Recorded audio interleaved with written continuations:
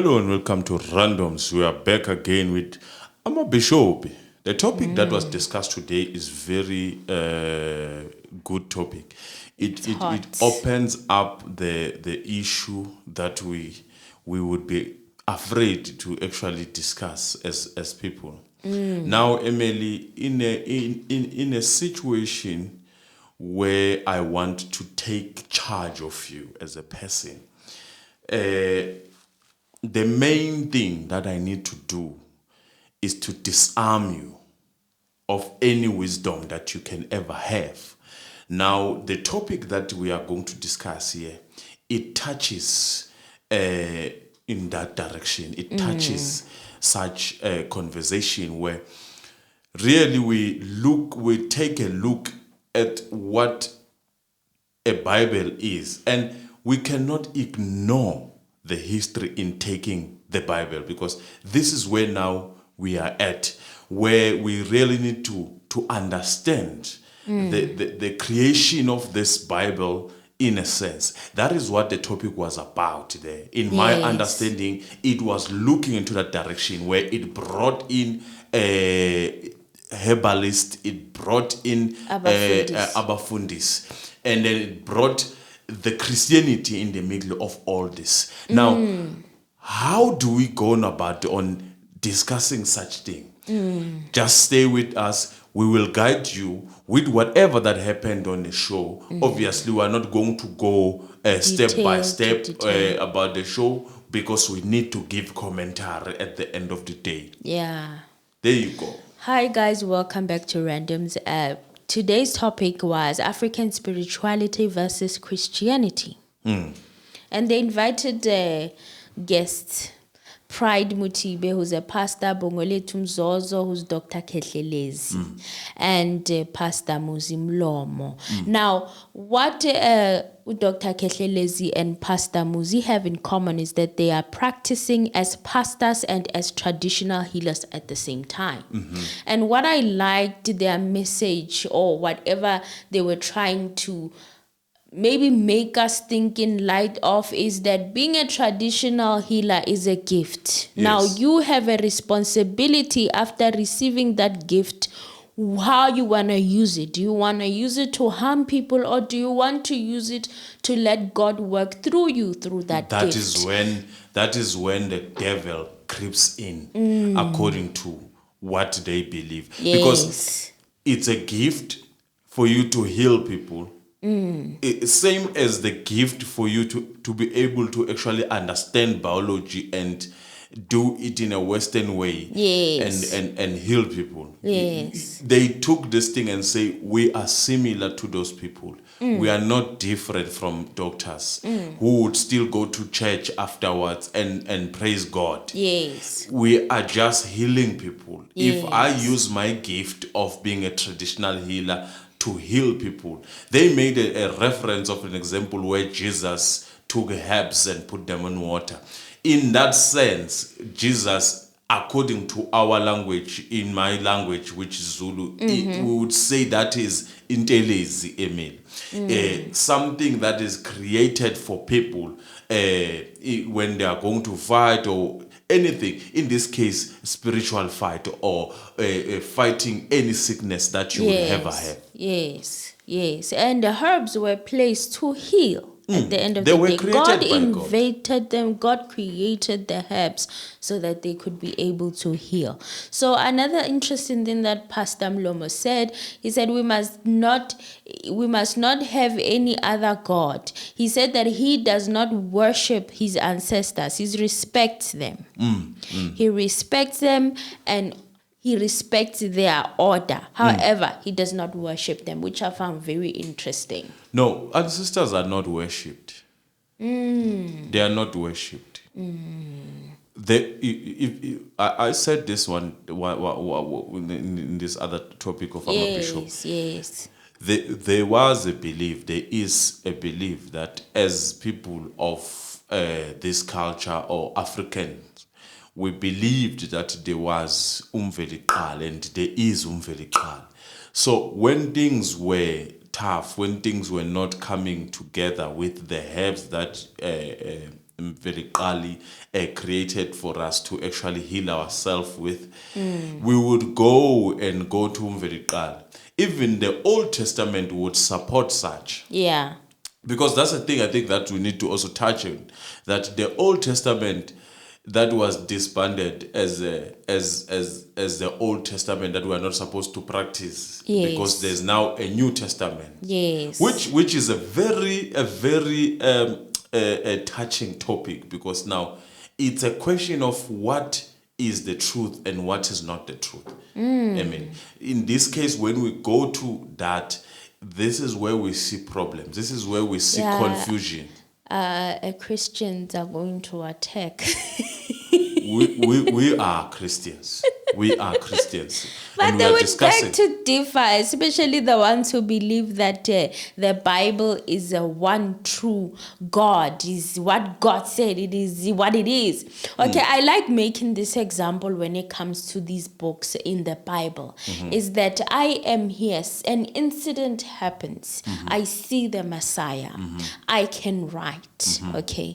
I saw the Messiah, I ask people, sometimes it's not even the people that were there themselves, it's the stories that they heard being told around that era when Jesus was walking in that nation, okay? And they took their hands and they wrote down and they told the story and they wrote it down. The reason why we have a Bible is because these people decided to write down.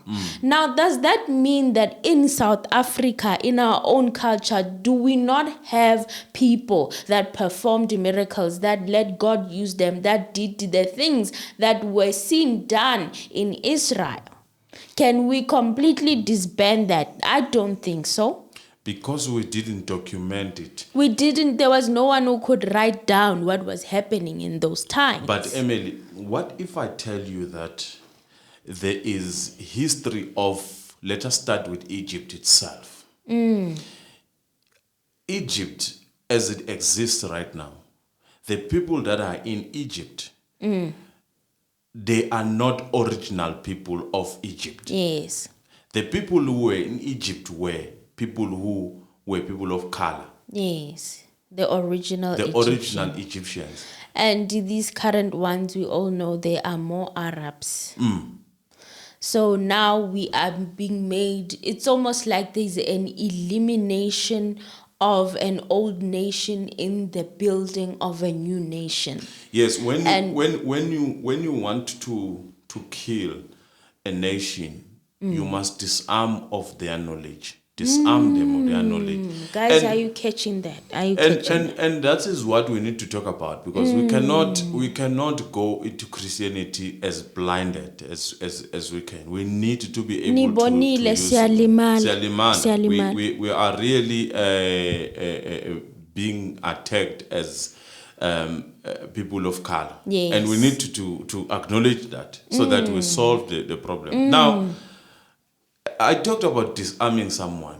In a very same line as people believe that Jesus is the only person that we should use to go through to God. Yes.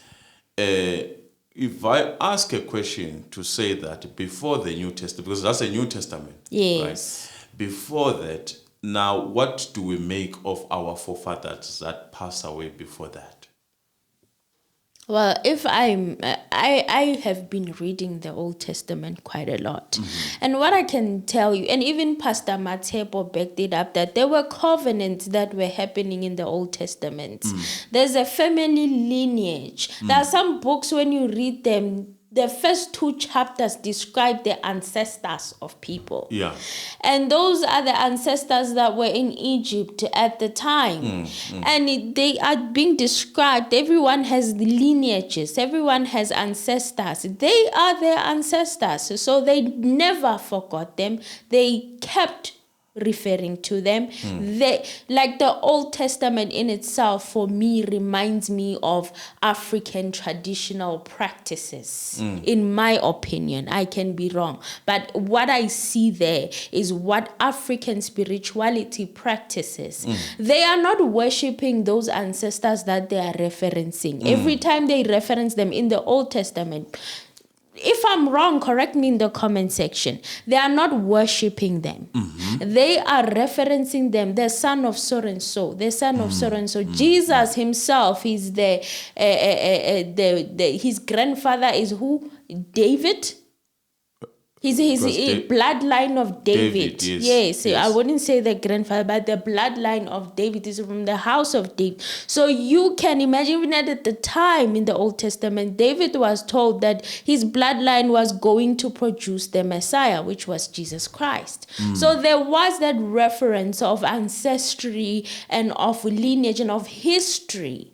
But when the Bible comes to us today in the form that it comes with, it says, discard your lineage, forget your history, forget the people that have passed on, and just focus on this Jesus. Who's that pastor who was the traditional healer who was wearing the black stuff? Muzimlomo, Pastor Mlomo. When he said that, we were told to disregard in a sense, because I know that there are people sort of cancel Old Testament, but in the New Testament there is no giving, and there's no money. There's no issue. The 10th. Ogweshumi is the Old Testament. Yes, Malachi. When it suits people, that they jump with it, they move with it, which is stagar in itself, because that is crime on its own. If we are going to say that, let us disregard these teachings. So the tithe then also must be disregarded. It must. Again, now we are doing the New Testament. We are following the New Testament, right? So what is the 10th doing, the tithe doing in today's church, where a pastor will literally force you to pay tithe? Jesus did not make anybody pay tithes. This reminds me of the history of when English people came here and they met with Shaka. Because there is truth in some of the things that they are told as lies. When they met with Shaka, the Englishman who was called Febana, who introduced the religion in a sense, that side of KZN. Febana talked about Jesus. Where Shaka questioned the king, and then he said, in a manner that Febana was putting Jesus is what we are doing today, where we say he died and got resurrected. But Shaka was questioning the fact that the king didn't fight; he died without fighting. What kind of a king is that one? That was what Shaka questioned. Now take that back now. Come here. There is this, I forgot the name, they said it on the show, of a guy who came here in Africa and went back and said, these people, it was Umzo who said that, he said, this is history. He said, these people in Africa, they are combined, they are one thing. We need to find a way of making sure that they are separated. And we need to create some sort of superstition. Someone that they're going to look up to and say, we believe in that person. Then there will be a division, because there are some who would remain with their ancestors and their God. And that is something that we need to bring into teachings also, because it can be that when there is a New Testament that was also written by some of it, I think it has Luke. Yes. Yeah. Are you saying that are you saying that God is not transcending? That's a question that was asked by... At the end of the show, yes. Is God not moving? Is God not still creating things that are bigger? Can't we document those things? Because in a sense, when you hear someone who believes purely in Jesus as a savior, that person does not want anything to do with ancestors. Yes. And ancestors are not praised. Ancestors are known, they are not forgotten. They are known and not forgotten. Yes. And they are not worshipped, please. Yes. People, stop Yes. it. I also used to make the same mistake, by the way. People tell It's us that not we worship worshipping. ancestors. We don't do that. I have worshipped God enough to know that what I do when I'm worshiping God is very, very different to what I do when I remember my grandmother. Yes, that is Very true. different. And we need to understand, we need to have such topics.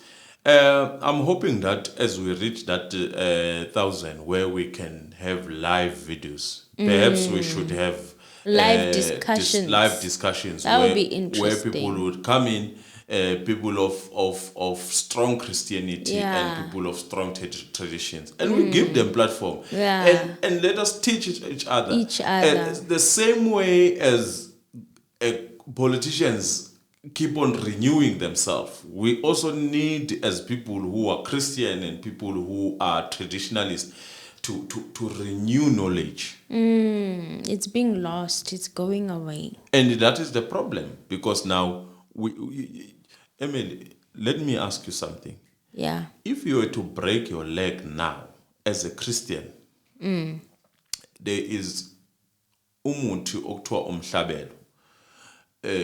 That muti is a tree, and it helps your bone to actually mend whatever that has Is happened. broken. We use it. Am I wrong from using that thing, or am I expected that if I break my leg, I should just put? According to the teachings of these new age pastors, it would be wrong. This is where the problem is. But if I go to a doctor, now my leg has a it's chance not. of surviving, because I only believe that God should come and just mend that if bone. I pray, it will heal. But God gave you the herbs. God gave you all the herbs.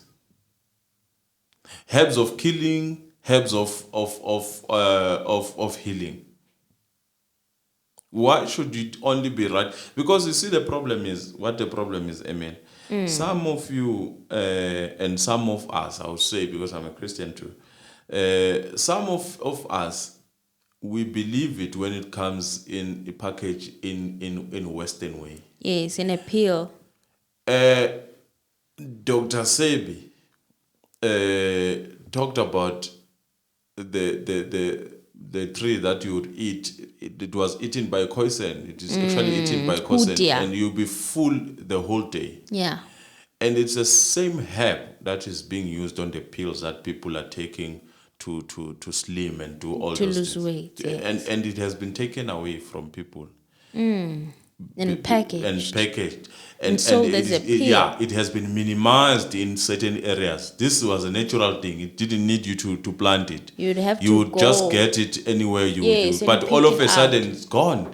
Now it's packaged. Now it's being farmed. You can't go to the fields in Western Cape and pick out the hoodia yourself. You'd be in trouble. In fact, they have fenced. Where it grows, they have fences. Fenced it. That's what we need to talk about. Because it's the same herb that you can actually get raw without any chemicals. And it's best when you congest it raw than when you do it with a chemical. People don't know that. You know, as we say it here, it will Someone will argue with us. It will be the first time they hear about it. It's okay. It's all engagement. And we are hoping and we are fighting to wake up, because even us, I've been duped, people. I've been duped. Now I'm beginning to see better. Because you can't say to people, they also raise this thing. Dr. Khehlelezi has people that come and see him and are pastors. Okay, they consult with him. Yet on a pulpit, they tell you, don't go to sangomas. You understand? Don't go and see traditional help. You must pray. Many people have died praying for a miracle. In my submission, Christianity is currently used for satanic things at some point, right? The sooner we admit it. No, it's true. We know they are fake pastors, even the Bible. Yes, even the Bible warned us about them, that in the last ages they were going to be there. So the same way traditional healers, and we still have witchcraft, who are using certain herbs also to do that. There is always a darkness in all these sites. Yes. You choose whether you want to work for the light or with the darkness. Yes. You make a choice with your gift. And Pastor Muzi said something very beautiful when he said, you choose, you make a choice. All gifts come from God. Satan has no gifts for nobody. And that is true. That is true. Satan has no gift. No gift. Except the ones that he possesses himself, that were given to him by God. He has no gift. So if you are planning to use your gift for the darkness, just understand that the master you choose to serve has nothing to offer you. Understand that. And otherwise, do all people with gifts work for witchcraft and the darkness? No. Because people would say, God said he wants to be served alone. And that is true. It's true. No, even before, even our Old Testament forefathers, they were serving God alone. True. Everything they would be doing there, they would be doing it to serve God. True. It was never to serve Paul. Because I heard Pastor Matepo bring up And there is an element, just before you do, there's an element that, and I want people to look at this. Where did Jesus come from?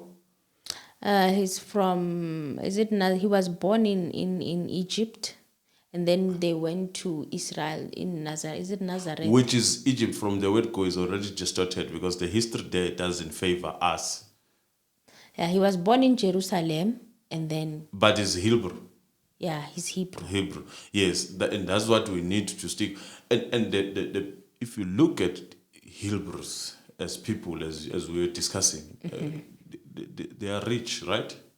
Yeah, the current ones. They are rich, right? Yes. Yes, they are in bigger powers, bigger they positions. They have many secret societies. Where they are in positions where you cannot actually...